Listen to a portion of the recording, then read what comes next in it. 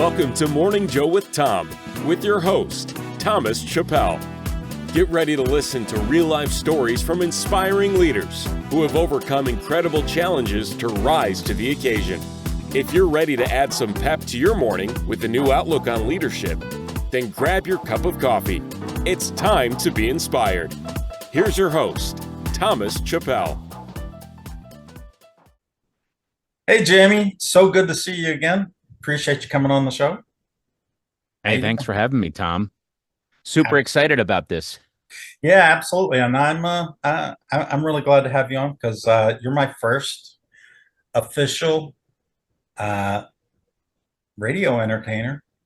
You've done the big time stuff. So, I've never got to do the big time stuff like you have. So I'm kind of. What are you talking about, man? I haven't you been in movies? Like, weren't you a childhood star? I mean, come on.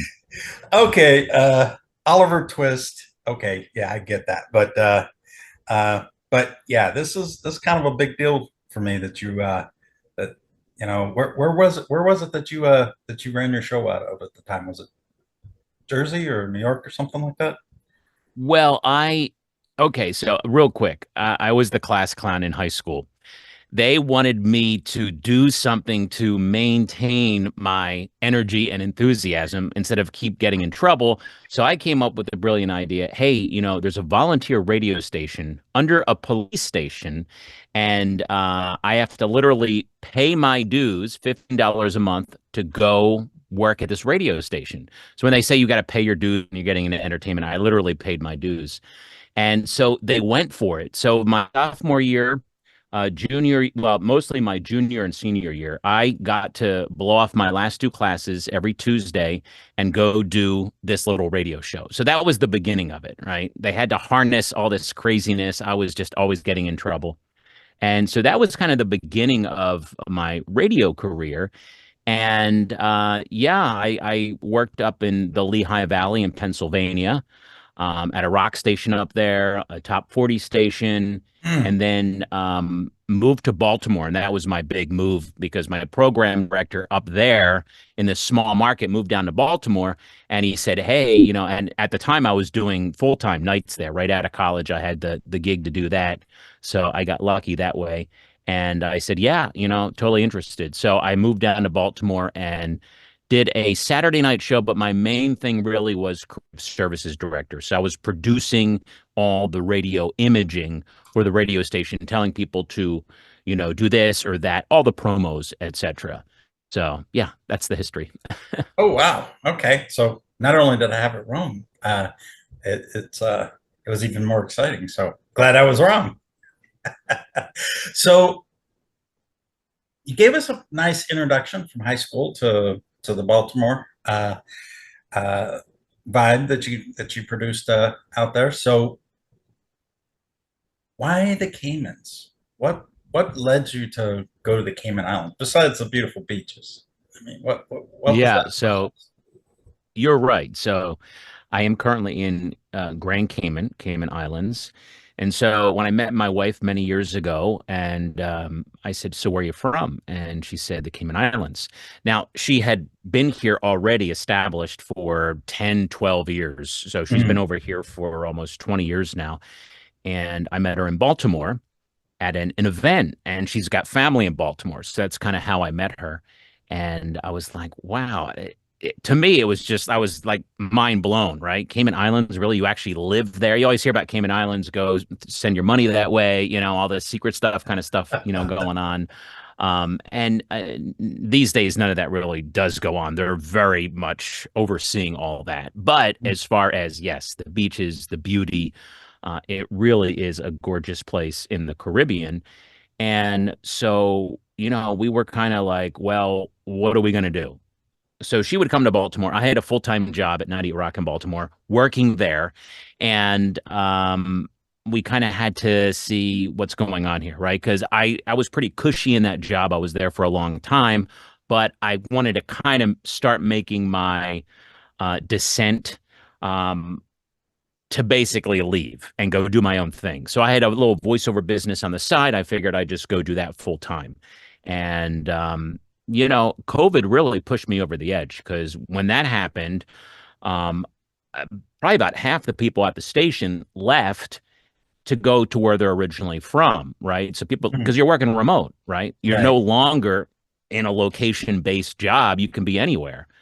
And so I went to Pennsylvania with my wife. My mom wasn't doing all that well, and we took care of her. So that was a great kind of positive thing that happened after COVID. And then also when they said, okay, we're bringing everyone back, I said, I don't think I'm going to come back. I mean, there was no way I was going back to Baltimore. I was kind of done at that point. So yeah, we came over here. Yeah, I can't blame you. I mean, I used to do some investment in Baltimore, so I was never happier than the day I unwind all my investments there. So, Yeah. so I mean, yeah. I had just been there a long time. You know, they call Baltimore Smaltimore. Everyone knows everyone. You know, I had moved to the different areas in the suburbs all over the place, and it was just time. And COVID was kind of like I was inching towards just leaving. And I actually already gave my notice many years before, actually three times. I said, I'm done. I was offered another gig at a radio station. They always offered me a better deal to stay. So I have nothing bad to say about the Hearst Corporation or Mhm. Baltimore, and very fond years of working there. They were an incredible company to work for, and continue to be. They were giving bonuses during COVID when everyone was getting laid off. All my Wow. radio friends. So I have nothing but positive things to say. But for me personally, it was just time to move on. Yeah, and don't get me wrong, I wasn't necessarily mean in a negative way. I just, as an investor, it's a touch and go. I mean, you can be right across the street from great investments, everything's going well. Right across the street from that, not so well. So, Yeah. you know, it's very tricky to say the least. Uh, but but so you went there, you went to Pennsylvania, took care of your mom, you're doing voiceovers, and that's still part of your business a little bit today. Is that right? So Yeah. um, we'll make sure that we get links so that people can put in there to kind of get to know if they need work uh, on that for sure. Uh, what what is it that drove you back out from there though? I mean, you're a long way from Pennsylvania at this point. Yeah. What drove me to here where I currently am? Yeah, besides your wife being from here, what caused you to step out? Because you know that's a pretty big solid move. I mean, there's Yeah, it's definitely a big solid move. When I came here 8 years ago or so, I fell in love with the place, and I said, one day I really want to move here. And now that we're here, we actually travel a lot. We're here maybe 70% of the time, 60% to 70% of the time, because we do a lot of business in the US. My wife travels to different conventions and shows. But the reason we're physically here is my wife has got retail shops, and Hmm. she just opened well, she just signed the lease for her sixth store over the weekend. So Wow. it's very exciting. It continues to grow. I'm very proud of her. This is a very expensive place to live, and she wants to bring in great high quality pieces of clothing, primarily targeted to women, but we also have a couple home goods stores as well. And so basically just giving great products at great prices and Okay. competing with the big businesses that are here, right? So that's the attachment here. She's even said if I didn't have this operation, we would probably go elsewhere. For me, it's a little difficult to do my US stuff from here, and then you got to jump through red tape and hoops and whatnot, but I get it done. But you just, as an entrepreneur, you just deal with challenges, right? Everyone's got those challenges. So it's like, well, Right. how are you going to deal with that? What are you going to do? You're going to push forward every single day, right? Push through all the stuff, right? You just, oh man, another issue. I had a pretty bad day today, and I'm kind of like beat up a little bit, but this is like the highlight of my day being on with you to just kind of like chitter chatter a little bit. But Yeah. yeah, that's pretty much it in a nutshell. I mean, we're hanging out here, but it's not like we're here 365. We have the Right. great fortunate ability to travel throughout the U.S. We were in over on the West Coast pretty much the whole month of August, in San Diego, up to L.A., Vegas, and then Vancouver. My wife has got family up in Vancouver, so to be able to have a gig where you can travel a lot, it's that laptop lifestyle, Mhm. is great. And she's got 22 employees that are just incredible. She's got cameras in all the shops, so she can actually monitor. You would think, oh, retail, you've got to be there. Not necessarily if you've got good people working for you, and you can monitor from abroad. Yeah, absolutely, absolutely. I think a lot of people I know today, they don't have what you have, but they kind of want that lifestyle of being able to go and travel and be able to work along the way, work as much as they need to kind of like keep themselves to where that they can keep enjoying that. Uh, what kind of advice do you have for folks like that? Yeah, we don't have kids. If you have Mhm. kids and they're growing up and they haven't left the homestead, that's going to be tough for sure. But I've had other friends who have like moved to Portugal for 3 years, right? And they took their kids with them. And that's a great spot, by the way. He recommended it. So it can be done. I think it really depends on what your lifestyle is, um, who you're tied to. Remote became very big after COVID, and I had brought up the possibility of, hey, what if I would work remote? I was actually the last person left to come back to the station, and I decided not to. They had brought everyone back. So, once again, just a great company. They knew I was kind of like dealing with my mom at that time and everything and wanted to be close to her. So I think really you have to go after whatever you want in life, right? Whatever that is. Okay. And don't look back on it and say, what if, right? I try a lot of things and I fail at a lot of things, but it's not really failing. It's just learning from it, saying, okay, well, Absolutely. I know now what not to do, right? And then if it works, I need to double down on that. I think that's the advice I would give. Yeah, I've heard John Maxwell say that it's only failure when you stop and you don't learn from it. So, uh, so that's really good. So, explain a little bit more about what it is that you're actually doing, because I know that you're helping other business leaders out there. So, help the listenership kind of understand, because there may be something there that they need your help with. So, I would really appreciate it. Yeah, I think anyone that's in business, you need to do some kind of marketing, and it's tough. 9 out of 10 businesses fail, right? They don't really have the wherewithal to continue. They know what they're doing. They're great at their craft, but getting the word out to people is not always the easiest thing for them. So I remember working in radio. I would produce these radio ads. Mostly the sales reps would write them, right? The writing wasn't all that great. It was just like, okay, we got the contract. Go ahead and, do the commercial. Not that they didn't care. It's just that there was, they were just cranking out spot after spot. So I would sit down, voice the commercial, and then look at it and say, I don't know if this has got the best CTA, the best call to action. It's just like, just go to our website, right? And it's very generic. So that's how my kind of journey began, going into digital marketing and helping out businesses with an online presence. And so the radio ad was there. It wasn't great. And I reached out to the client, maybe not the best idea. Maybe it was a conflict of interest, but, I always wanted to do the best for what was going to work for that client, not just, get the airtime, right? We actually wanted to have a commercial. Yeah, you bought the airtime and you're in front of a large audience here, but let's actually make that commercial work a little bit better and tweak it. So I would build a landing page, capture their name, email, phone number, and then you can market to them. Now you know who's actually hearing your ad, right? You can do a keyword on the radio. That started to become a big thing. But if you're actually sending them to a very specific landing page and it's a short URL that can be forwarded to that, then you're getting to know your audience and who wants to do business with you, and you can continue to market and remarket to them. So what I do now is help out businesses with their local online presence and make sure that, customers and prospects that are out there, know about you, because that's the biggest thing, right?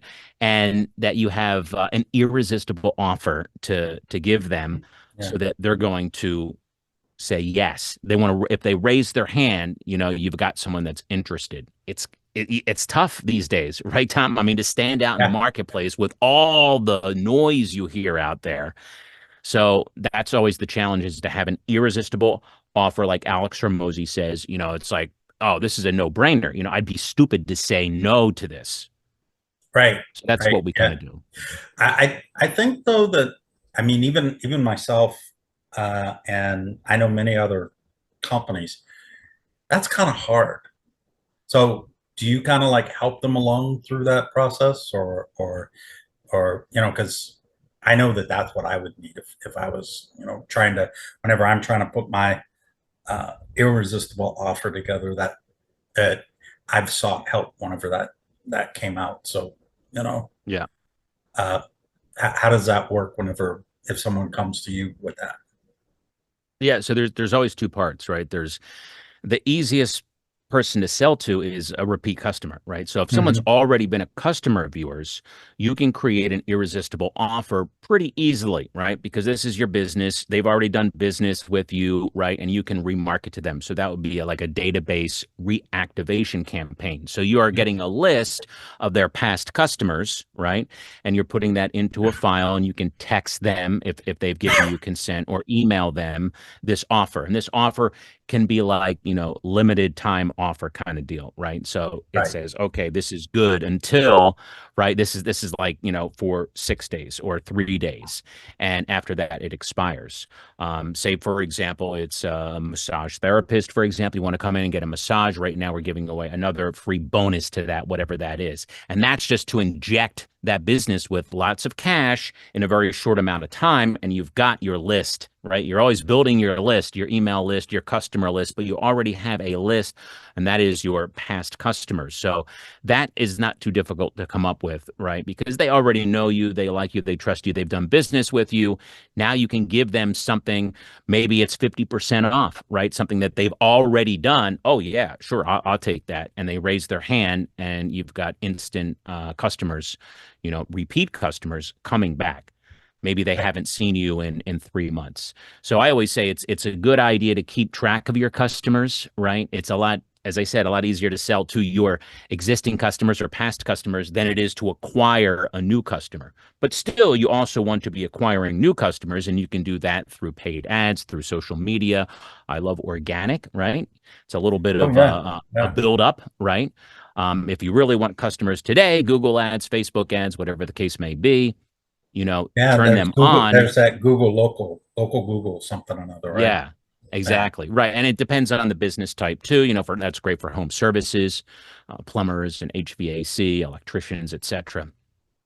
But Right. yeah, that's a matter of sitting down with the business owner and kind of interviewing them, much like you're doing on your podcast, and just getting to know, what's worked best in the past. Do you have any holiday things that you can kind of tie into a special, right? It's always good to use. I mean, you pretty much have every single month you can have a special based on a holiday or a season. So Right. there's little, catchy little things that you can do to kind of spark interest on that. Yeah. Yeah. Absolutely. So let's talk a little bit about the realities of this marketing and all. And I don't mean to like, this is not a stump the trump question. This is more of like dialogue to helping business owners set expectations. Because I get into, I'm part of several groups, and I listen to some of the lamenting of these small business owners saying, "Hey, I did all this by myself, and I just spent $3,000 and I got nowhere."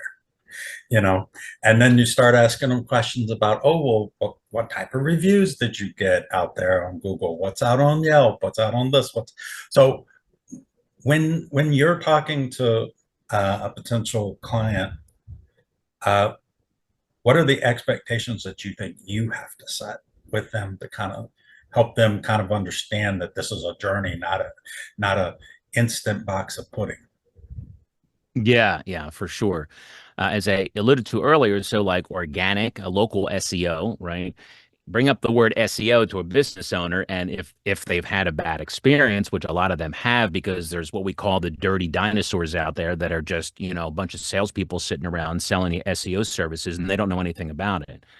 So, that's I basically, want to give that business an opportunity to succeed. So we want to get them some quick wins, right? So that might be, let's get you some reviews. You are on Google, you've got a Google business profile, but you're not in that coveted 3-pack there, right? But if I start mentioning those competitors, they're like, oh yeah, I want to get up there and beat them, right? Because that's their competitive nature. When Exactly. people go search for a plumber and they see their competition up there, that top 3 in the map pack, that's 65 to 70% of people are going there, right? Right. And traditional SEO, it's only about 20% down here. So I don't even recommend traditional SEO, but that can be a long-term play too once you've gotten the local SEO done. That's your Google business profile. Every business should have a website, but if you don't have a website, the Google business profile is actually more important than that because people are doing a search. They're doing a local search.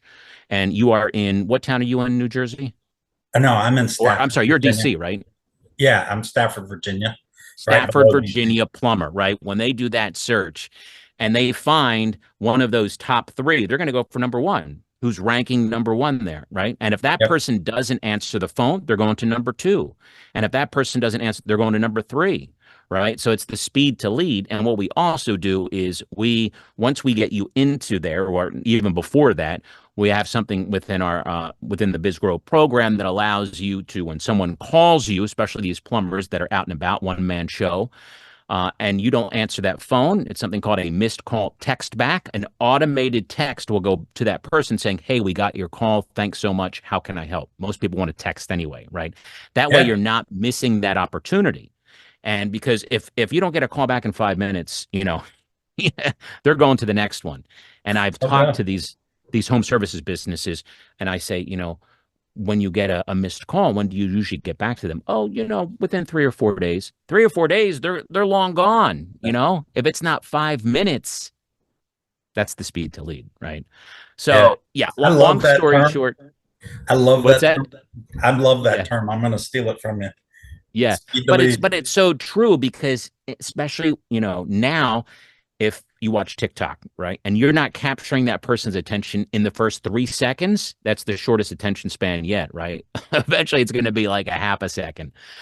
They're gone, right? They're moving on to the next one. It's the swipe thing. And the same thing is happening, looking for a local business, especially, we just had a toilet overflow issue, right? So the fastest person who's going to get back to us, that's who we're going to use, right? That's kind of like the on demand. So you just have to kind of treat your business like that. And I think some of the newer generation realizes that. The older generation, yeah, a little more slower in getting back. But if you really want to kind of kick that business up to the next level, you have to install some of these automation tools, right? And leverage AI. I know some people don't want to hear about AI and they don't like it, but it's coming and it's here. And in the next 2 to 3 years, it's going to be a very different landscape. So you might as well embrace it and install it into your business to help you out, right? Why not use tools once again to speed up the process? That's right.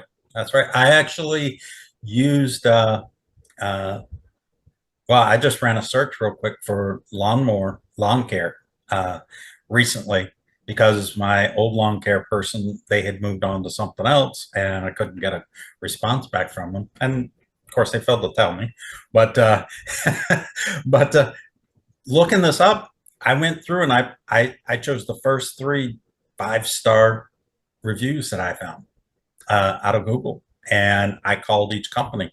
Only one company responded back within literally 6 minutes Mm. of me sending a message to them, Yeah. and they called me up because they asked me for my phone number, things of that nature. They called me right back within 6 minutes of that, and caught me by completely by surprise.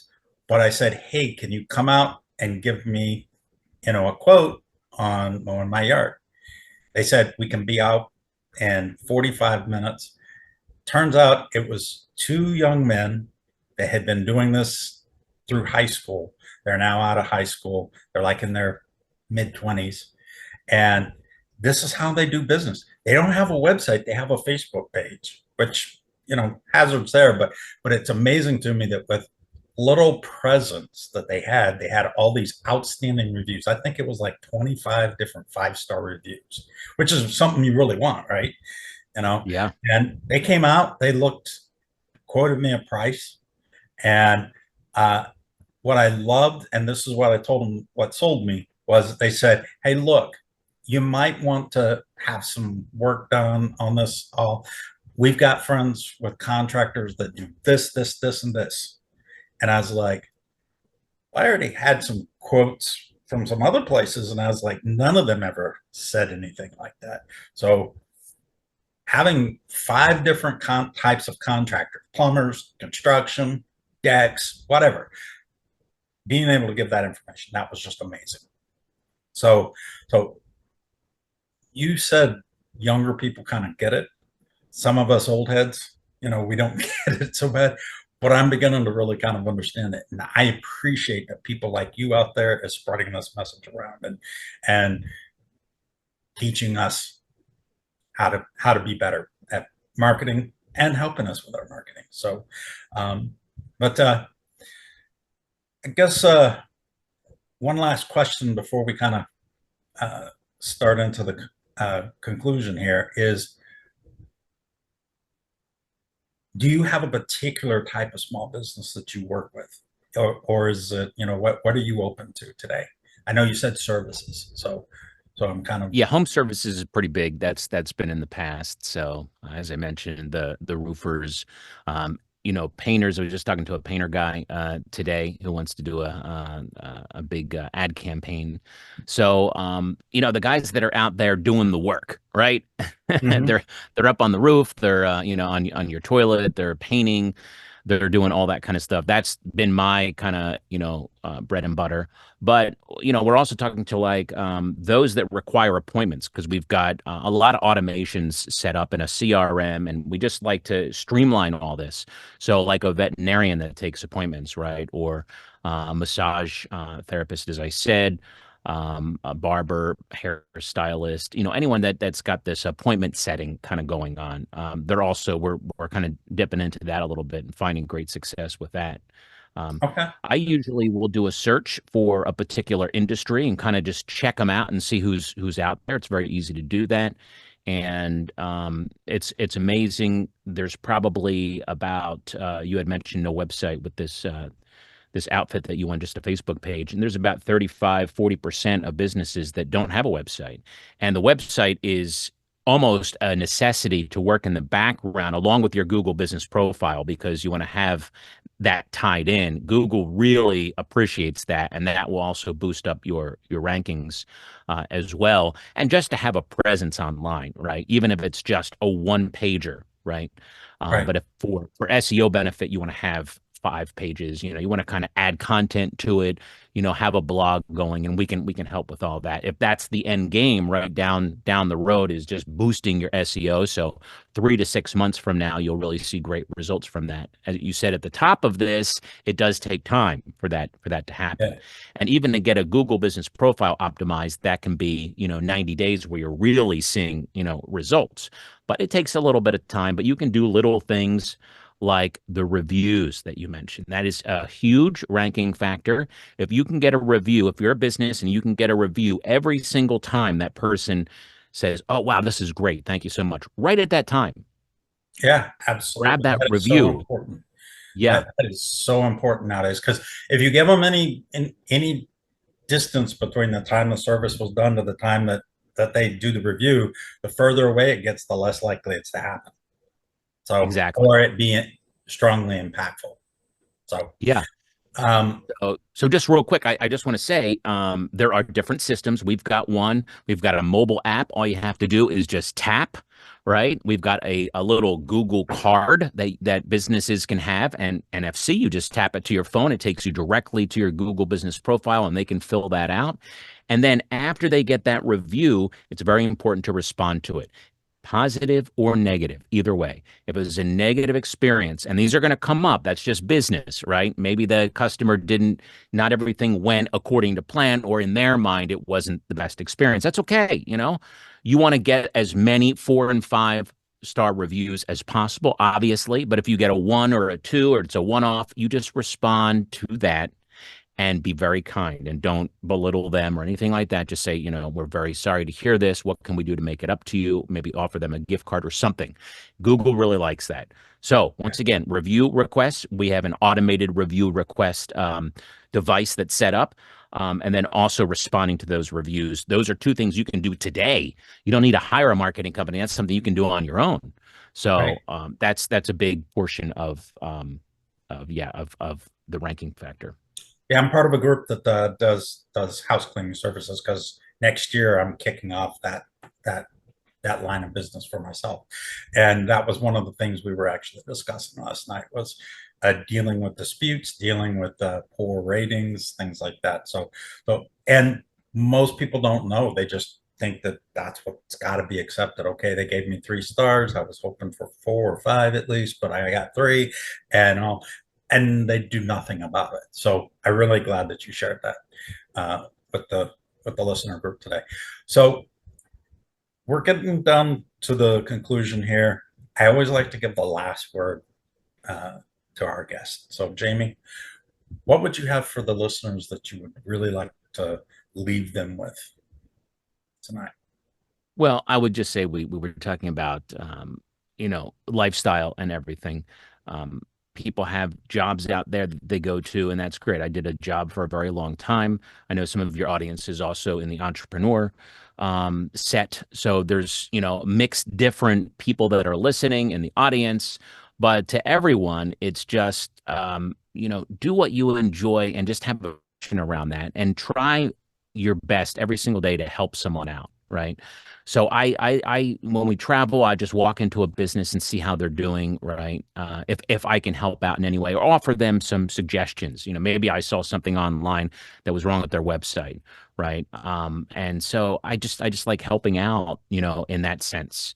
And if you do have a business, like I said, definitely claim your Google business profile if you have it. And these are mostly for, for service-based businesses, retail. If you go meet your customers somewhere, that's great. If they come to you, that's great. Either way. But optimize that by filling it out completely. That's going to help in that ranking.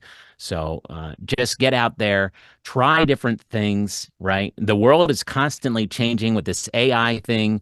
It's constantly in flux, and there's new tools coming out all the time. It can become very overwhelming, right? Do the simple stuff. When you take it back to the basics, right? And then branch out from there. Learn something new every day about how to increase conversions. If you've got a website, but you don't have a website widget on there, like chat widget, that will increase your conversions by 40%. It's all these little things that you can kind of add on. And when you go with an all-in-one CRM, whether it's ours or someone else's, that really will cut down on a lot of the manual work that you have to do. So really look at automations. Okay, cool. So I would like to kind of just plug one thing, because you told me the other day, because I've had problems with my business, with the Google business address and things of that nature. So you told me to kind of go in, request another postcard, and then kind of be prepared to go through that process to get it reassigned. Listeners, what I would say is just reach out to Jamie on this, because it is a process, and he can kind of guide you along that way. And it's kind of a good way to kick off getting to know him and kind of establishing business here, because that's really important. I didn't know how important until recently, when somebody tried to go out and find me. He went to an old building that I'd already sold off, and also so yeah, it's a very real deal. So Jamie, I really appreciate your time today. It's been awesome, and I can't wait to have you back. Tom, thank you so much. We, just for the audience, we only met like a couple weeks ago, and we kind of, hit it off and in an online group. So thanks for everything that you're doing and your positivity and great writing skills and just being out there and being friendly and partaking in many different conversations. So I appreciate everything you do, Tom. Well, Jamie, it's because of people like you. It's to say the least. It's you make me. It makes me happy being able to help people like you. So, because you have a real skill, real talent, and you're super smart. I mean, that's that. I love hanging around smart people. So, but you have a good one, and I'll see you on the flip side.